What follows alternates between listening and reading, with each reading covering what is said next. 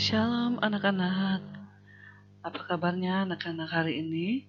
Miss Lina berharap anak-anak dan keluarga tetap dalam keadaan yang sehat, kuat, dan selalu diberkati oleh Tuhan.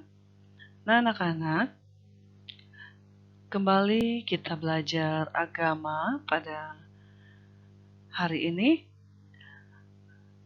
Dan kita masuk dalam pembelajaran yang ke-8. Namun sebelum kita melakukan atau melanjutkan kegiatan pembelajaran kita mau berdoa terlebih dahulu kepada Tuhan. Kita mau datang minta hikmat dari Tuhan, minta pertolongan dari Tuhan, agar Tuhan menolong dan memberikan kita hikmat, dan sehingga apa yang akan kita pelajari kita boleh mengerti dan kita dapat pahami dengan baik. Mari anak-anak, silakan ambil sikap doanya, tutup matanya dan lipat tangannya. Kita mau berdoa.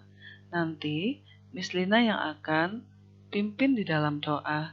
Mari kita berdoa. Bapa di surga, kami mengucap syukur kepada Engkau Tuhan, karena pada pagi yang indah ini Bapa, Engkau masih memberikan kami kesehatan, kekuatan, sehingga kami boleh mengikuti kegiatan pembelajaran hari ini. Biarlah Tuhan memberkati kegiatan pembelajaran kami ini dari awal sehingga boleh selesainya dengan baik Bapa. Terima kasih Tuhan, Tuhan memberikan kami hikmat, kepintaran, agar apa yang akan kami belajar hari ini Tuhan dapat kami mengerti dan dapat kami pahami dengan baik. Terima kasih Tuhan Yesus yang baik. Tuhan juga berkati keluarga kami, orang tua kami. Tuhan berkati mereka dalam nama Tuhan Yesus. Terpujilah nama-Mu Tuhan. Kami bersyukur dan kami siap untuk belajar. Di dalam nama Tuhan Yesus kami berdoa. Haleluya. Amin. Nah anak-anak, tema kita hari ini yaitu tentang Roh Kudus mengubah dan membaharui. Roh Kudus mengubah dan membaharui. Mari kita lihat.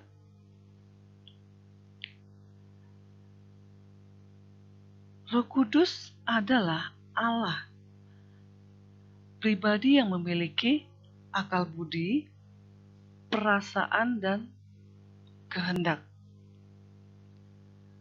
Nah, setiap orang Kristen memiliki yang namanya Roh Kudus. Roh Kudus merupakan Roh Allah yang menolong, memimpin, menghibur, dan menjadi teman yang setia bagi setiap orang yang percaya kepada Tuhan.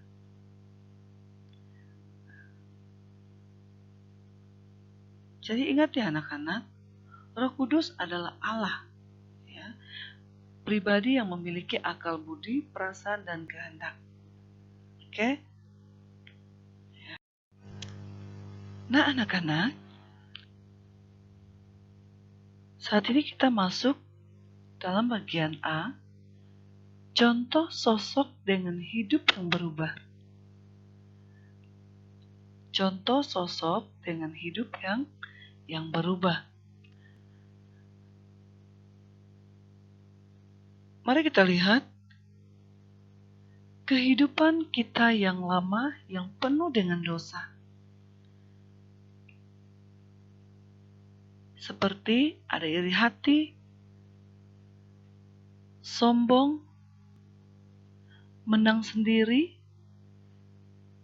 egois, marah, berani terhadap orang tua, tidak taat, pendendam, suka mengejek, tidak pernah beribadah, tidak suka berdoa, dan sebagainya.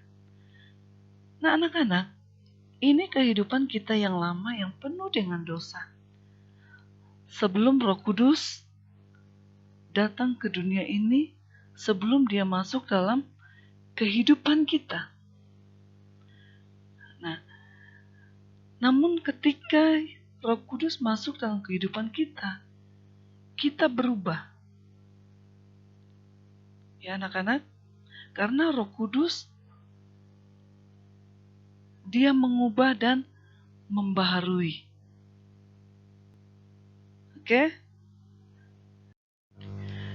Nah sekarang kita akan melihat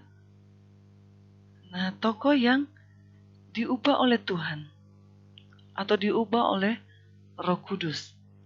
Seperti Simon Petrus. Simon Petrus ini adalah murid yang selalu bersama-sama dengan Tuhan Yesus. Namun, saat Tuhan Yesus ditangkap dan hendak disalib, Simon Petrus menyangkal Yesus sampai 3 kali. Itu bisa kita lihat, anak-anak bisa baca di dalam Matius pasal 26 ayat 69 sampai ayat yang ke-75. Nah, anak-anak, tetapi ketika Roh Kudus ada di dalam hati Petrus atau Simon Petrus mulai berubah. Dia berubah dan dia menjadi berani memberitahukan atau memberitakan Injil atau memberitakan siapa Tuhan Yesus sebenarnya. Sehingga banyak orang yang menjadi percaya kepada Tuhan Yesus. Ya. Itu kehidupan Simon Petrus yang diubah oleh Roh Kudus.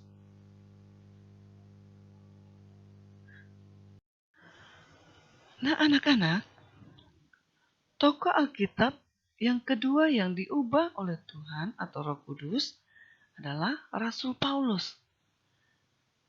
Sebelum Rasul Paulus bertobat, namanya adalah Saulus.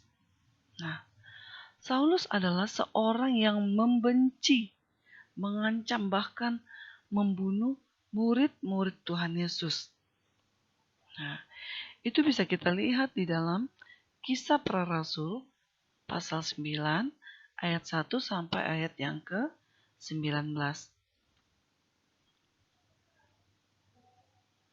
Namun, Roh Kudus mengubah Saulus. Saulus bertobat dan namanya menjadi Paulus. Dan hidupnya berubah. Sehingga dia memberitakan tentang keselamatan dalam Tuhan Yesus. Dulu dia pembenci, dia mengancam bahkan membunuh murid-murid Tuhan Yesus. Tetapi ketika dia diubah, dia bertobat. Oke anak-anak, ini tokoh Alkitab yang dipakai Tuhan, yang diubah oleh Roh Kudus. Nah sekarang anak-anak, sekarang kita belajar tentang bagian B, yaitu arti Roh Kudus. Ya. Anak-anak, sebelum Yesus terangkat ke surga, Tuhan berjanji akan memberikan kuasa di surga dan di bumi, yaitu Roh Kudus. Roh Kudus yang akan menyertai murid-muridnya hingga kesudahan zaman.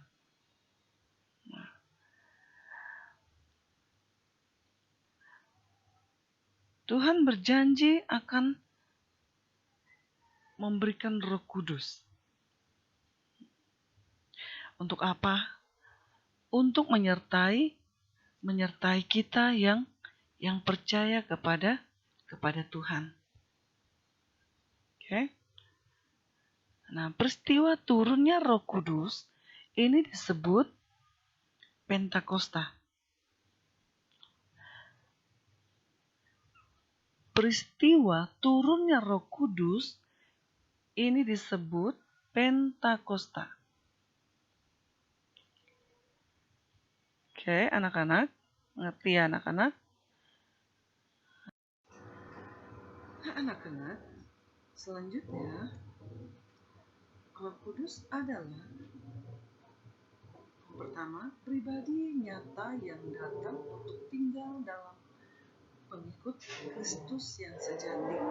Kedua, Roh Kudus adalah Allah, pribadi yang memiliki akal budi, perasaan, dan kehendak. Itu di dalam Kisah Para Rasul pasal 5 ayat 3 sampai yang ke-4. Dan yang ketiga, Roh kebenaran, Roh Tuhan Yesus, Roh penghibur. Di dalam Yohanes pasal 4 ayat 24. Nah, ini adalah Roh Kudus. Ya. Roh Kudus akan tinggal bersama orang-orang yang mengikut atau yang percaya kepada Kristus atau Tuhan Yesus.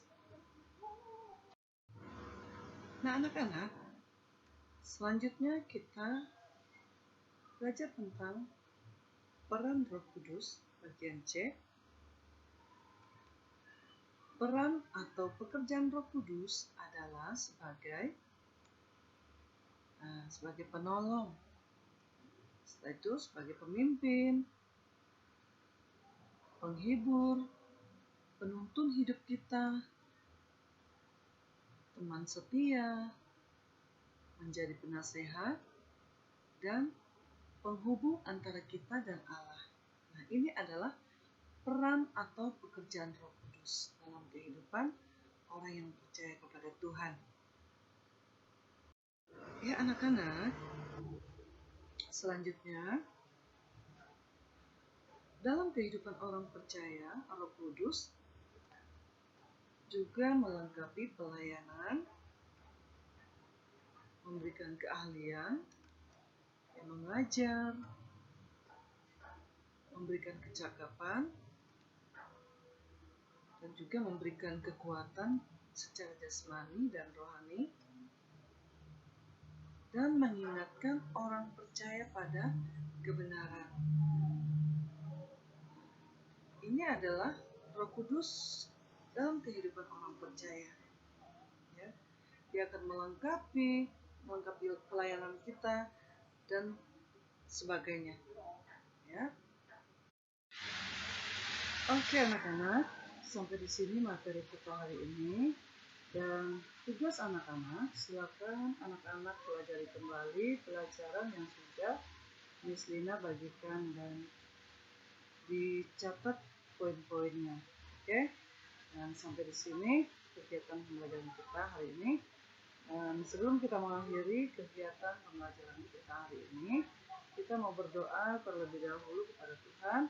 Kita mendatang bersyukur kepada Tuhan karena Tuhan sudah memimpin kegiatan pembelajaran kita hari ini. Mari anak-anak ambil sikap doanya, tutup matanya, lipat tangannya, kita mau berdoa. Terima kasih Tuhan Yesus, kami bersyukur karena Tuhan sudah memimpin kegiatan pembelajaran kami hari ini. Apa yang sudah kami pelajari Tuhan, boleh kami mengerti dan boleh kami pahami dengan baik. Terima kasih Tuhan Yesus, kami juga terus berdoa buat anak-anak transformasi Tuhan, biar Tuhan menjaga, melindungi mereka, dan tutup bungkus mereka dengan kuasa-Mu Bapa. Terpujilah nama-Mu Tuhan, kami bersyukur dan kami akhiri kegiatan pembelajaran kami hari ini. Hanya di dalam nama Tuhan Yesus kami berdoa. Haleluya. Amin. Oke anak-anak, tetap semangat, tetap jaga kesehatan. Terima kasih. Tuhan Yesus memberkati. Shalom.